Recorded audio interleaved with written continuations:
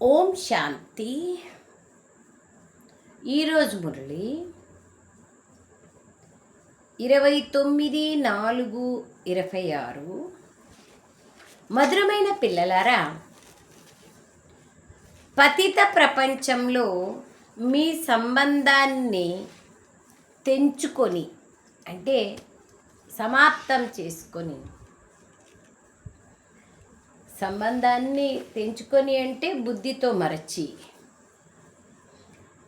ఒక్క బాబాతో బుద్ధి యోగాన్ని జోడిస్తే మాయతో ఓటమిని పొందరు. బాబాతో బుద్ధి యోగం ఉంటే మాయతో ఎట్లా ఓటమి వస్తుంది? బాబా ఉంటే మాయ ఉండదు, మాయ ఉంటే బాబా ఉండరు. కాబట్టి బాబాతో బుద్ధి యోగం ఉంటే మాయ రావడానికి వీలే లేదు. బాబాతో బుద్ధి యోగం కుదరాలంటే అనేక మందితో బుద్ధి యోగాన్ని సమాప్తం చేసుకోవాలి. ప్రశ్న: సమర్థుడైన తండ్రి తోడుగా ఉన్నా కూడా యజ్ఞంలో అనేక విఘ్నాలు ఎందుకు వస్తాయి? దానికి కారణమేమి? యజ్ఞంలో విఘ్నాలు రావటం అది ఆత్మల లెక్కాచారాన్ని బట్టి వస్తాయి, డ్రామానుసారంగా వస్తాయి. అందులో బాబా పాత్ర ఏముంది? దానికి కారణమేమి? జవాబు: డ్రామానుసారంగా ఈ విఘ్నాలు రావాల్సిందే. ఎందుకంటే ఈ యజ్ఞంలో అసురుల విఘ్నాలు వచ్చినప్పుడే పాప భాండము నిండుతుంది, పాపపు కుండ నిండుతుంది.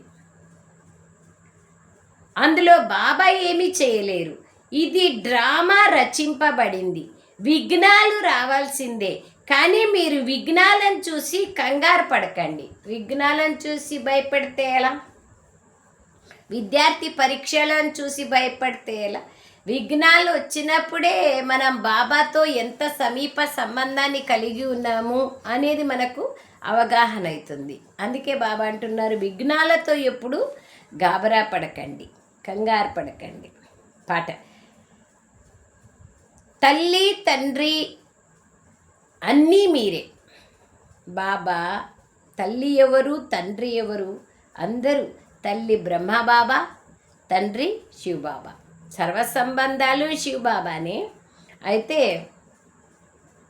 ఆత్మకు సర్వ సంబంధాలు శివబాబానే. కానీ బ్రహ్మ ద్వారా దత్తు తీసుకోబడినాం కాబట్టి బ్రహ్మ కూడా అలౌకిక తల్లి అవుతారు. ఓం శాంతి. ఓం శాంతి. బాబా పిల్లలు బేహద్ తండ్రి ఆజ్ఞను విన్నారు. ఈ జగత్తులోని తల్లిదండ్రులతో మీ సంబంధం ఏదైతే ఉందో అది దేహంతో ఉంది. దేహ సంబంధం మొట్టమొదట తల్లితో, ఆ తర్వాత తండ్రితో, ఆ తర్వాత సోదరునితో, ఆ తర్వాత బంధుమిత్రాదులతో ఉంటుంది. ఇప్పుడు ఈ జగత్తులో మీ తల్లిదండ్రులు ఎవరైతే ఉన్నారో వారితో మీ బుద్ధి యోగాన్ని తొలగించుకోండని బేహద్దు తండ్రి చెప్తున్నారు.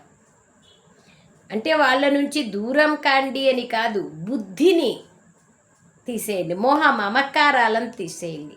అనేక మంది తల్లిదండ్రులను మార్చినాం కదా, ఎన్ని జన్మలు తీసుకుంటే అంతమంది అమ్మా నాన్నలు మారినారు కదా. అందుకయ్యే బాబా అంటున్నారు, అనేక మంది తల్లిదండ్రులు మారినప్పుడు ఈ ఒక్క తల్లిదండ్రి పైనే మోహమమకారం ఎందుకు? సంబంధ బాంధవ్యాలను నిభాయించండి, కానీ మీ బుద్ధి యోగం నాతోనే జోడించండి అంటున్నారు బాబా. బేహద్ తండ్రి చెప్తున్నారు, ఈ జగత్తుతో సంబంధాన్ని పెట్టుకోకండి.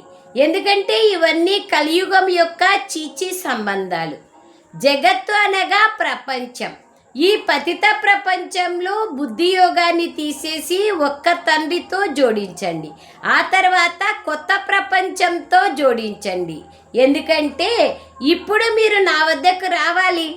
కేవలం సంబంధాన్ని జోడించడమే ముఖ్యమైన విషయం. ఎక్కడికి వెళ్ళాలనో ఆ ఊరు గురించి ఆలోచన చేస్తాం, అక్కడికి వెళ్ళే వాళ్ళ గురించి ఆలోచన చేస్తాం, అక్కడ ఎవరితో కలుస్తామో ఆలోచన చేస్తాం. ఇక్కడి నుంచినే వాళ్ళ కోసం మనం తయారీ చేసుకుంటాం. అలాగే బాబా అంటున్నారు, మీరు మీ బుద్ధి యోగాన్ని ఒక్క బాబాతోనే జోడించడమే ముఖ్యమైన విషయం. బాబా అంటున్నారు, నాతో మీరు బుద్ధియోగాన్ని జోడించడమే ముఖ్యమైన విషయం.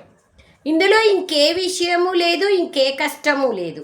ఎవరికైతే ఆజ్ఞ లభిస్తుందో వారే సంబంధాన్ని జోడిస్తారు. సత్యుగంలో మొదట సంబంధం బాగుంటుంది, సత్వప్రధానంగా ఉంటుంది. అక్కడ ఆత్మాభిమానిగా ఉంటాం కాబట్టి మళ్ళీ కిందికి దిగుతూ దిగుతూ వెళ్తారు. ఆ తర్వాత సుఖమిచ్చే సంబంధం మెల్లమెల్లగా తగ్గిపోతుంది. ఇప్పుడు పూర్తిగా ఇది పాత ప్రపంచం. ఈ పాత ప్రపంచం నుండి సంబంధాన్ని తొలగించుకోవాలి. నాతో సంబంధాన్ని జోడించండి అని బాబా అంటారు. శ్రీమతం పైన నడవండి మరియు దేహ సంబంధాలు ఏవైతే ఉన్నాయో వాటన్నింటినీ వదిలేయండి. వినాశం జరగాల్సే ఉంది. వదిలేయండి అంటే బుద్ధితో మరవండి. వినాశం జరగాల్సే ఉంది. పరంపిత పరమాత్మ అని ఏ తండ్రినైతే పిలుస్తున్నారో వారు కూడా డ్రామానుసారంగా సేవ చేస్తున్నారని మీకు తెలుసు. వారు కూడా డ్రామా బంధనంలో బంధింపబడి ఉన్నారు. అతడు సర్వశక్తివంతుడు అని మనుష్యులు భావిస్తారు. కృష్ణుణ్ణి కూడా సర్వశక్తివంతుడిగా భావిస్తారు. కావుననే అతడి చేతిలో సుదర్శన చక్రాన్ని చూపించారు. దానితో తలలు నరికినట్లుగా భావిస్తారు, హింస చేసినట్లుగా. కానీ దేవతలు హింసాయుతమైన పనులు ఎలా చేస్తారు? అహింసో పరమో ధర్మ అనేటువంటి ధర్మాన్ని కలిగిన దేవతలు హింస ఎలా చేస్తారు? ఇది ఆలోచించారు. వారు అలా చేయలేదు. అహింసయే పరమధర్మంగా కలిగి ఉన్నారు. అది దేవతల గురించే అంటారు. వారిలో హింస ఎక్కడి నుండి వచ్చింది? ఎవరికి ఏదనిపిస్తే అది కూర్చొని రాసేశారు. ఎంతగా ధర్మగ్లాని చేశారు. ఈ శాస్త్రాలలో పిండిలో ఉప్పు ఉన్నంత సత్యం మాత్రమే ఉంది. రుద్రజ్ఞాన యజ్ఞం రచింపబడి ఉంది అని కూడా వ్రాయబడింది. అందులో అసురులు విఘ్నాలను తీసుకొచ్చేవారని, అబలలపైన అత్యాచారాలు జరిగేవని వ్రాశారు. ఈ విషయాలు నిజమే.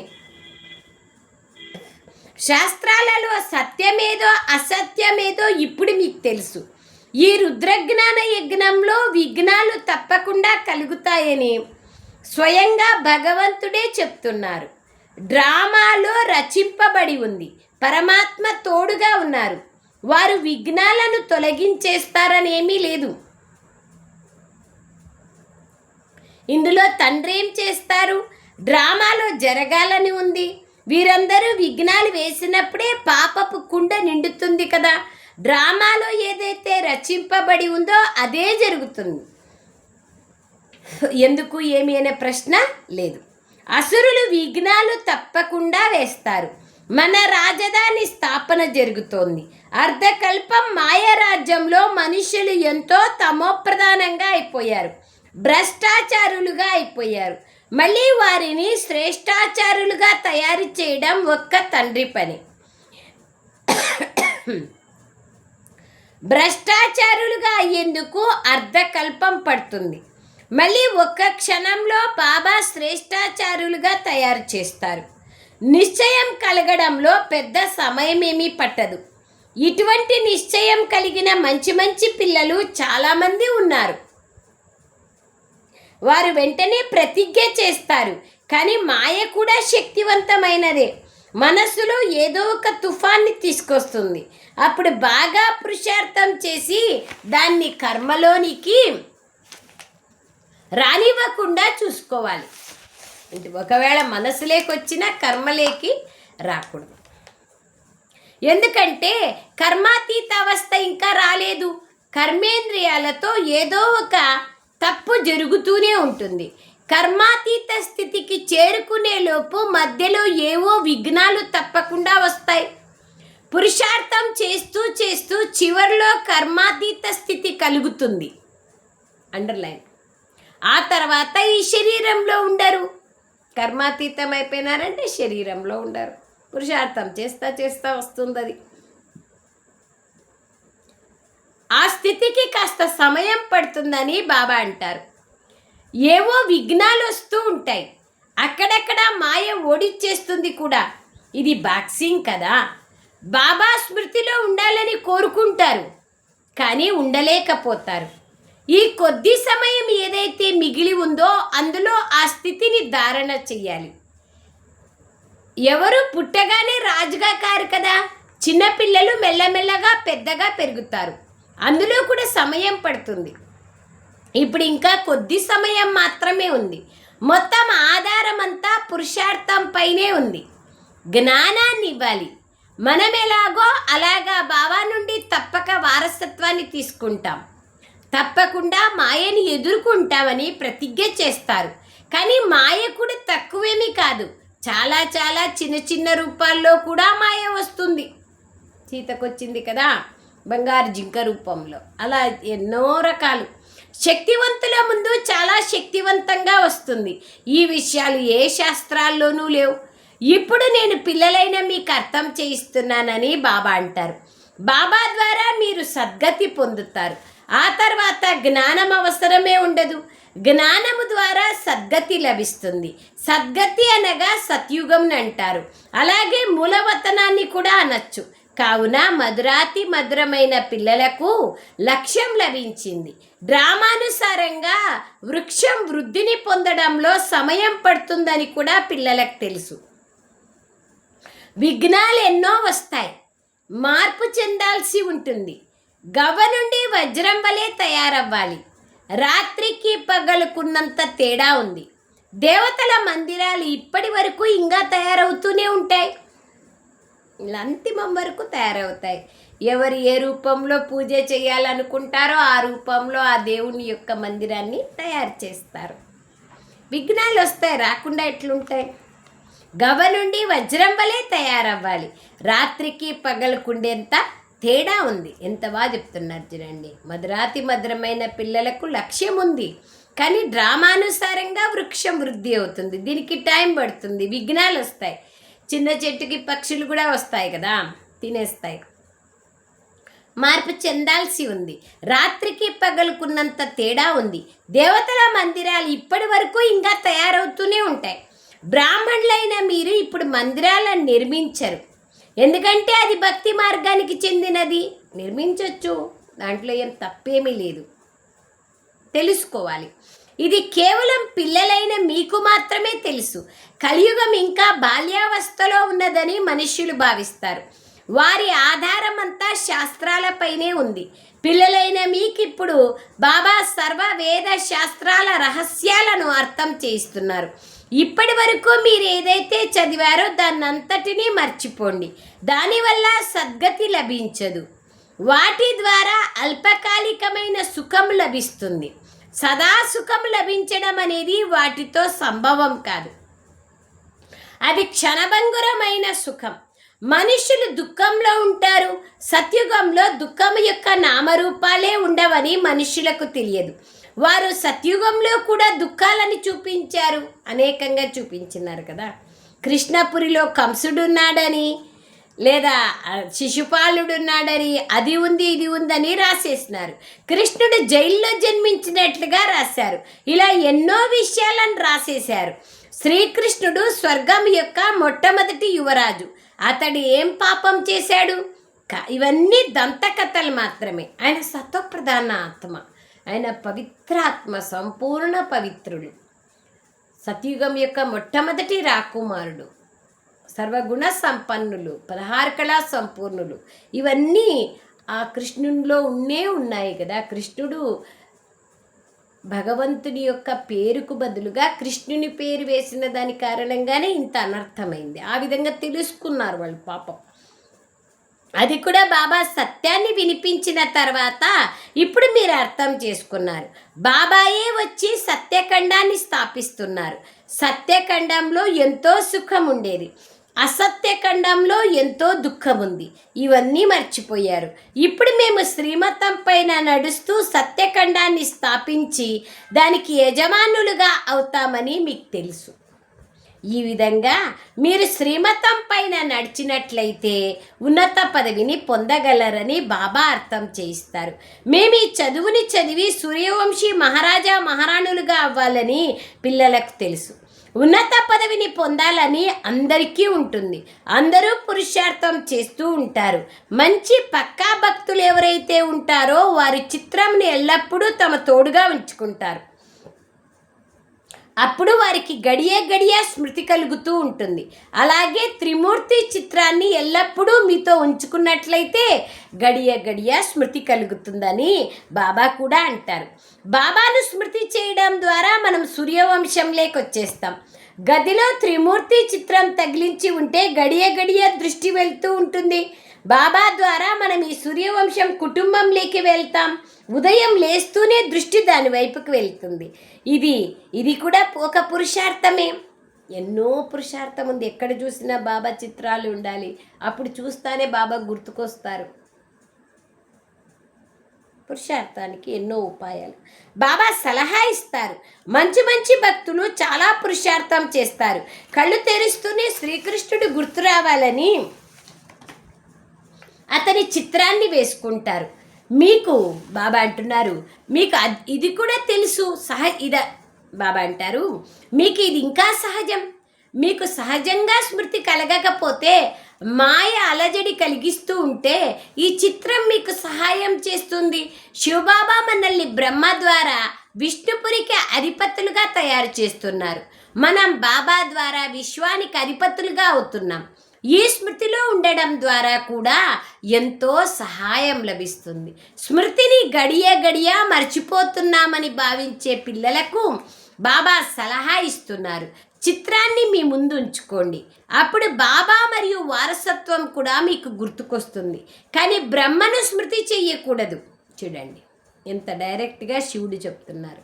బ్రహ్మను ఎందుకు స్మృతి చేయాలి? మనము బ్రహ్మ బాబా ఎలా తయారయ్యారో శివబాబా స్మృతితో అలా నేను కావాలి అని స్మృతి చేయాలంతే. బ్రహ్మ బాబా యొక్క నామరూపాలను మనం స్మృతి చేయకూడదు. బాబా అంటున్నారు, బ్రహ్మ బాబా యొక్క బ్రుకుటిలో శివబాబాని చూడాలి. చిత్రాన్ని మీ ముందు ఉంచుకోండి, కానీ బ్రహ్మను స్మృతి చేయకూడదు. పెళ్లి జరిగేటప్పుడు పూజారి గుర్తుండడు కదా. మీరు బాబాను చాలా బాగా స్మృతి చేస్తే బాబా కూడా మిమ్మల్ని స్మృతి చేస్తారు. మనం స్మృతి చేస్తే, అంత బాగా స్మృతి చేస్తే బాబా మనల్ని స్మృతి చేస్తారు. స్మృతి ద్వారా స్మృతి కలుస్తుంది. ఇప్పుడు ఆ ప్రియుని వృత్తి గురించి మీకు కూడా, మీ ప్రియుని వృత్తిని గురించి మీకు తెలుసు. శివునికి ఎంతమంది భక్తులు ఉంటారు? శివ అంటూ ఉంటారు. వృత్తి అంటే ఆయన కర్తవ్యం. కానీ బాబా అంటారు, శివకాశి విశ్వనాథ గంగా అంటారు. ఆ తర్వాత గంగా అని పేరు చెప్తారు. నదీ తీరానికి వెళ్ళి కూర్చుంటారు. కానీ జ్ఞానసాగరుడు తండ్రి అనేది అర్థం చేసుకోరు. బనారస్లో చాలామంది ఉంటారు. చూసేందుకు అక్కడికి విదేశీయులు కూడా వెళ్తారు. అక్కడ పెద్ద స్నాన ఘట్టాలు ఉన్నాయి, ఘాట్లు. అందరికీ తండ్రి అయిన బాబా యొక్క మందిరాలు ఆకర్షిస్తాయి కదా. అందరూ వారి వద్దకు వెళ్తారు, శివుని మందిరాలకు. మందిరం ఎవరి వద్దకు వెళ్ళదు కదా. మందిరంలోని దేవతలు ఆకర్షిస్తారు. అలాగే శివబాబా కూడా ఆకర్షిస్తారు. నంబర్ 1 శివబాబా, 2వ నంబర్లో ఈ బ్రహ్మ సరస్వతులు అనగా విష్ణువే బ్రహ్మ, బ్రాహ్మణులే విష్ణుపురి దేవతలు. విష్ణుపురిలోని దేవతలే మళ్ళీ బ్రాహ్మణులు అవుతారు. మేమిప్పుడు మళ్ళీ దేవతలుగా అవుతున్నామన్నదే మీ వృత్తి, మీ యొక్క కర్తవ్యం. ఇతరులకు కూడా దారిని చూపించాలి. మిగిలిన వారందరూ అడవిలోనికి తీసుకెళ్లేవారే. మీరు ఆ అడవి నుండి బయటికి తీసి పూల తోటలోకి తీసుకెళ్తారు. వికారాల అడవి మరియు దివ్య గుణాల పూల తోట. శివబాబా వచ్చి ముళ్ళను పుష్పాలుగా తయారు చేస్తున్నారు. మొన్న మురళి విన్నారు కదా, ఎంత బాగుంది. మీరు కూడా ఈ వ్యాపారాన్ని చేస్తారు. ఈ విషయాల గురించి మీకే తెలుసు. మీరు అర్థం చేయించడానికి రాజులు రాణులు ఎవరూ లేరు. పాండవులకు 3 అడుగుల భూమి కూడా లభించేది కాదనే గాయనం ఉంది. బాబా సమర్థమైన వారు కావున వారికి విశ్వరాజ్యాధికారాన్ని ఇచ్చారు. ఇప్పుడు మళ్ళీ అదే పాత్ర పునరావృతం అవుతుంది కదా. బాబా గుప్తమైన వారు, కృష్ణుడికి ఏ విఘ్నాలు రావు. ఇప్పుడు బాబా వచ్చారు. బాబా వద్దకు వచ్చి వారి నుండి వారసత్వాన్ని తీసుకోవాలి. దీనికోసం కష్టపడాల్సి ఉంటుంది. ప్రతిదినము కొత్త కొత్త పాయింట్లు వెలువడుతూ ఉంటాయి. అర్థం చేయించడం ద్వారా ప్రభావం పడుతుందని గమనించవచ్చు. ప్రదర్శన ద్వారా బాగా అర్థం చేయించవచ్చు, లేదా ప్రొజెక్టర్ ద్వారానా బుద్ధిని ఉపయోగించాల్సి ఉంటుంది. ప్రదర్శన ద్వారానే కదా. ప్రదర్శన ద్వారా మంచి ప్రభావం పడుతుంది. ప్రదర్శనలో అర్థం చేయించడం ద్వారా ముఖమును చూసి అర్థం చేయించవచ్చు, ఇంట్రెస్ట్ ఉందా లేదా అని. గీతా భగవంతుడు తండ్రిని అర్థం చేసుకుంటే ఇక తండ్రి నుండి వారసత్వం తీసుకునేందుకు పురుషార్థం చేయాలి. 7 రోజులు సమయం ఇవ్వాలి, వ్రాసి ఇవ్వండి. లేకపోతే బయటికి వెళ్ళగానే మాయ మరిపించేస్తుంది, మేము పలానా టైంలో వస్తాము అని రాసి ఇవ్వండి. లేకపోతే మాయ మరిపించేస్తుంది, వస్తామంటారు, వెళ్ళిపోతారు. మేము 84 జన్మల చక్రాన్ని చుట్టి వచ్చాం, ఇక ఇప్పుడు వాపస్ ఇంటికి వెళ్ళాలి. మీ బుద్ధిలోకి ఇవన్నీ వచ్చినాయి. తమోప్రధానం నుండి సత్వప్రధానంగా అవ్వాలి. ఈ చిత్రాలు ఎల్లప్పుడూ మీ తోడుగా ఉండాలి. చిత్ర ప్రదర్శిని బుక్ ఇవి చాలా మంచివి. ఈ లక్ష్మీనారాయణలకు రాజ్యభాగ్యం ఎప్పుడు లభించింది, ఎలా లభించింది అనేది బిర్లా మొదలైన వాళ్లకు తెలీదు. టాటా బిర్లాలే కట్టిస్తారు కదా లక్ష్మీనారాయణ మందిరాలు ఎక్కువగా. దీని గురించి మీకు తెలుసు కావున మీకెంతో సంతోషం ఉండాలి. అది లక్ష్మీనారాయణల చిత్రాన్ని తీసుకొని మీరు వెంటనే ఎవరికైనా అర్థం చేయించవచ్చు. వీరి పదవిని ఎలా పొందారు, ఈ విషయాలు బుద్ధి ద్వారా అర్థం చేసుకొని అర్థం చేయించాల్సి ఉంటుంది. లక్ష్యం చాలా ఉన్నతమైనది. టీచర్ ఎలా ఉంటారో వారు అలా సేవ చేస్తారు. తమ స్థితి అనుసారంగా ఎవరెవరు సెంటర్లను సంభాళిస్తున్నారో చూడడం జరుగుతుంది. నష అయితే అందరికీ ఉంది, కానీ బ్రాహ్మణి బాగుంటే సేవ కూడా ఎక్కువగా జరుగుతుందని వివేకం చెప్తుంది. ఎంత తెలివైన వారిగా ఉంటారో అంత బాగా సేవ జరుగుతుంది. అందరూ చురుకుగా ఉండలేరు, అందరికీ ఒకే రకమైన టీచర్ లభించరు. ఏ విధంగా కల్పపూర్వం నడిచిందో అలాగే నడుస్తుంది. మీ స్థితిని తయారు చేసుకుంటూ ఉండండి. ఇది కల్పకల్పం యొక్క ఆట. కల్పపూర్వం వలె ప్రతి ఒక్కరి పురుషార్థము నడుస్తోంది. ఏది జరిగినా అది కల్పపూర్వం కూడా ఇలాగే జరిగింది అని మనం అంటాం. తద్వారా సంతోషం ఉంటుంది, శాంతి ఉంటుంది. కర్మ చేస్తూ బాబాని స్మృతి చెయ్యండి. ఎంత బాగా చెప్తున్నారు చూడండి. ఏం జరిగినా డ్రామా అనుసారంగా కల్పం వెనకల జరిగింది, ఇప్పుడు జరిగింది. దేని గురించి మీరు ఆలోచన చేయమాకండి. బుద్ధియోగము పరంధామం వైపు ఉండాలి. తద్వారా ఎంతో కళ్యాణం జరుగుతుంది. ఎవరు చేస్తారో వారే పొందుతారు. బాగా చేస్తే బాగా పొందుతారు. మాయ సాంగత్యంలో అందరూ తప్పులే చేస్తూ వచ్చారు. ఇప్పుడు శ్రీమతం లభిస్తోంది. మంచి చేస్తే మంచే జరుగుతుంది. ప్రతి ఒక్కరూ తమ కోసం కష్టపడుతున్నారు. ఎవరు ఎలా చేస్తే అలా పొందుతారు. మరి మనం యోగం చేస్తూ సేవ చేస్తూ ఎందుకు ఉండకూడదు? యోగం ద్వారా ఆయుష్ పెరుగుతుంది.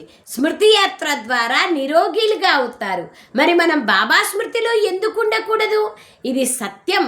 మరి మనం ఎందుకు ప్రయత్నం చేయకూడదు? చూడు బాబా ఎన్నిసార్లు అడుగుతున్నారు. జ్ఞానం చాలా సహజం. చిన్న పిల్లలు కూడా అర్థం చేసుకుంటారు, అర్థం చేయిస్తారు కూడా. వారు యోగులైతే కారు కదా. బాబాను స్మృతి చేయాలన్నది పక్కా చేసుకోవాలి. ఎవరైతే గడియ గడియ మర్చిపోతున్నామని భావిస్తారో వారు చిత్రాలను పెట్టుకోవడం మంచిది.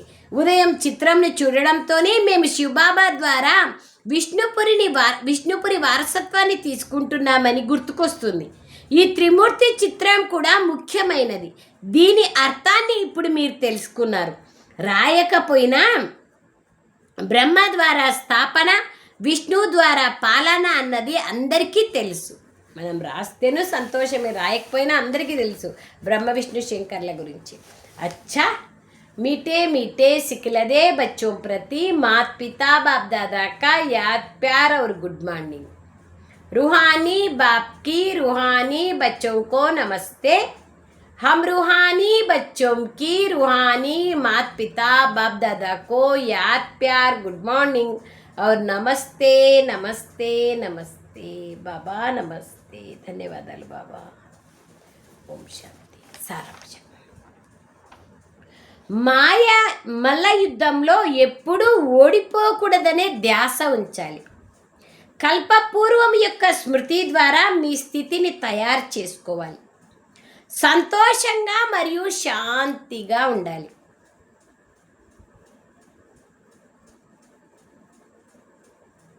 సెకండ్ పాయింట్, మీకు మీరు ఉపకారం చేసుకునేందుకు శ్రీమతం పైన నడవాలి. ఈ పాత ప్రపంచంతో సంబంధీకులతో సంబంధాన్ని బుద్ధి ద్వారా మర్చిపోవాలి. మాయ తుఫాన్ల నుండి రక్షించుకునేందుకు చిత్రాలను మీ ముందుంచుకొని బాబాను మరియు వారసత్వాన్ని స్మృతి చేయాలి. వరదానం, మనన శక్తి ద్వారా బాబా ఆస్తిని తమ ఆస్తిగా చేసుకునే దివ్య బుద్ధివాన్గా కండి. అండర్లైన్, మన బుద్ధి దివ్యంగా ఎప్పుడైతుంది? జ్ఞాన మనన చింతన ద్వారా. జ్ఞాన మనన చింతన ద్వారా ఇంకా ఏం లాభము? బాబా దగ్గర ఉండే జ్ఞానం మనదిగా అవుతుంది. అప్పుడు మన బుద్ధి దివ్యంగా అవుతుంది. బాబా ఆస్తి మన ఆస్తిగా అవుతుంది. బాబా ద్వారా ఏ ఖజానాలైతే లభిస్తాయో వాటిని మననం చేసినట్లయితే అవి మీ లోపల ఇమిడిపోతూ పోతాయి. ఆస్తి అయితే అందరికీ ఒకేలాగా లభించింది.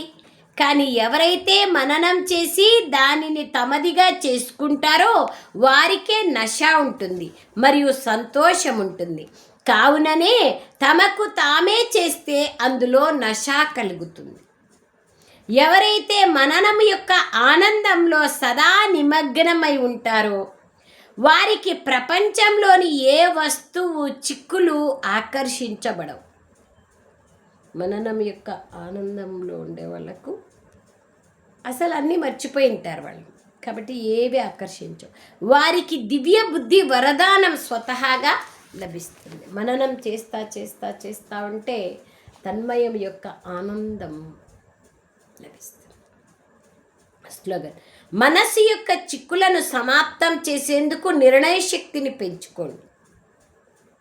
అవ్యక్త సూచన, లాస్ట్, ఈ నెలంతా మహాన్గా అయ్యేందుకు మధురత, నమ్రత అనే గుణాలను ధారణ చేయమన్నారు. ఇంకా 2 రోజుల్లో నెల అయిపోతుంది.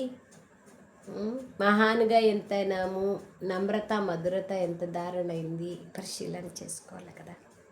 కొందరు ఏమనుకుంటారంటే మేమైతే ఎప్పుడూ ఒదిగే ఉంటాము కానీ మాకు ఎటువంటి గౌరవము ఉండదు. అది అది అది అసంభవం. కానీ ఎవరైతే వంగి ఉండరో అబద్ధాలు మాట్లాడుతూ ఉంటారో వారికే గౌరవం ఉంటుంది. కానీ అలా అనుకోకూడదు. ఇది అల్పకాలికమైంది, ఇంపార్టెంట్. కానీ మీరు దురాందేశ బుద్ధిని పెట్టుకోండి. ఇక్కడ ఎంతమంది ముందైతే వంగి ఉంటారో అనగా నమ్రతా గుణాన్ని ధారణ చేస్తారో వారికే మొత్తం కల్పమంతా అందరూ వంగి నమస్కరిస్తారు. సత్య త్రేతాయుగాలలో రాజు అనే గౌరవంతో చేతులతోనే కాకుండా మనస్సు ద్వారా కూడా వంగి ఉంటారు. మరియు ద్వాపర కలియుగాలలో చేతులతో నమస్కరిస్తూ వంగి ఉంటారు. ఇక్కడ మనము నమ్రతగా ఉంటే, వంగి ఉంటే మొత్తం కల్పమంతా మనకు అందరూ వంగి ఉంటారు. దానికి బాబా అంటున్నారు, వంగి ఉండడం అంటే శ్రీమతం ప్రకారంగా నడవాలి. శ్రీమతం లేకోకుండా నడిచేది వంగి ఉండడం కాదు. ఎక్కడ సేవ ఉంది, ఎక్కడ శ్రీమతం ఉంది అక్కడ ఓకే. వంగి ఉండడము అంటే ఎవరేం చెప్తే దానికి ఆకర్షితము ప్రభావితం అయ్యేది కాదు. చాలా లోతుగా ఉంది. అచ్చా, ఓం శాంతి. ధన్యవాదాలు తండ్రి.